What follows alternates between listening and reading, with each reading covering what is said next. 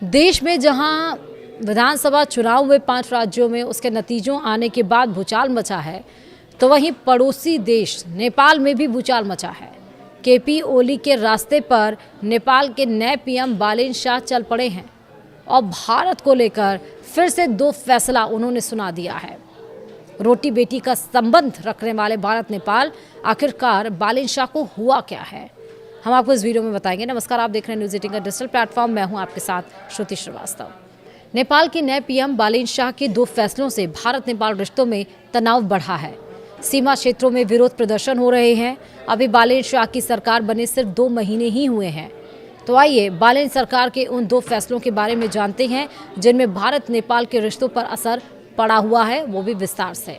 दरअसल 27 मार्च 2026 को नेपाल में बालेन्द्र शाह उर्फ बालेन की अगुवाई में नई सरकार बनी। 35 साल के बालेन शाह नेपाल के सबसे युवा प्रधानमंत्रियों में से एक बने। भ्रष्टाचार विरोधी वादों और सुधारवादी छवि के दम पर उन्होंने सत्ता हासिल की, लेकिन महज 1 महीने के अंदर उनके 2 फैसलों ने भारत नेपाल रिश्तों में तलखी ला दी। एक फैसले को लेकर नेपाल में ही उनके खिलाफ विरोध प्रदर्शन शुरू हो गए।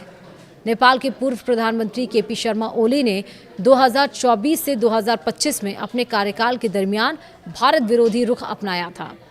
इसमें लिपुलेख, कालापानी और नेपाली मानचित्र में शामिल करना, राम के जन्म स्थान पर विवादित टिप्पणी और भारत पर तख्तापलट का आरोप लगाना शामिल है। उन्होंने चीन से नज़दीकी भी बढ़ाई। तो आइए बालेन शाह के 2 फैसलों के बारे में जानते हैं। पहला, भारतीय सामानों पर कस्टम ड्यूटी। बालेन सरकार ने भारत से आने वाले 100 नेपाली रुपए यानी करीब 63 भारतीय रुपए से ज़्यादा कीमत के सामान पर अनिवार्य कस्टम ड्यूटी लगा दी। सामान के हिसाब से यह ड्यूटी 5% से लेकर 80% तक है। भारत नेपाल बॉर्डर दुनिया की सबसे खुले इंटरनेशनल बॉर्डर में से एक रहा है, जहां दशकों से लोग और सामान बिना किसी रोक टोक के आते जाते रहे हैं। तो वहीं बॉर्डर इलाकों में रहने वाले नेपाली नागरिक किराने का सामान, दवाइयाँ, बर्तन, इलेक्ट्रॉनिक्स और शादी ब्याह का सामान भारतीय बाजारों से खरीदते थे, क्योंकि वह नेपाल के मुकाबले सस्ता पड़ता था। कस्टम ड्यूटी लगाने के फैसले के खिलाफ सीमावर्ती इलाकों में बड़े पैमाने पर विरोध प्रदर्शन शुरू हो गए। सख्त कस्टम नीति से न सिर्फ नेपाली नागरिक बल्कि भारत के साथ होने वाला सीमा पार व्यापार भी प्रभावित हुआ। तो वहीं दूसरा पॉइंट है, कैलाश मानसरोवर यात्रा पर आपत्ति भी जताई गई।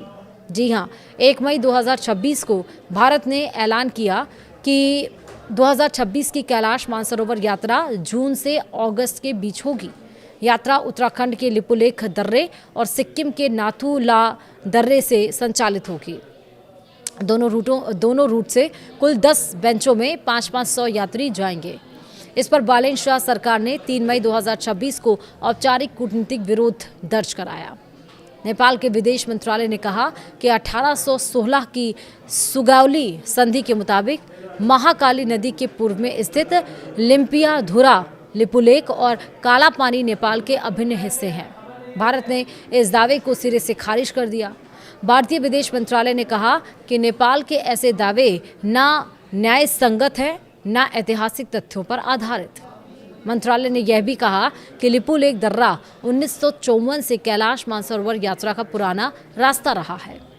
अब इस पे बालेन शाह ने 2023 में काठमांडू के मेयर के तौर पर अपने दफ्तर में ग्रेटर नेपाल का नक्शा लगाया था। अब केपी ओली चीन दौरे पर गए थे, तब बालेन ने सोशल मीडिया पर लिखा था, लिपुलेख हमारा है, इसे मत भूलो।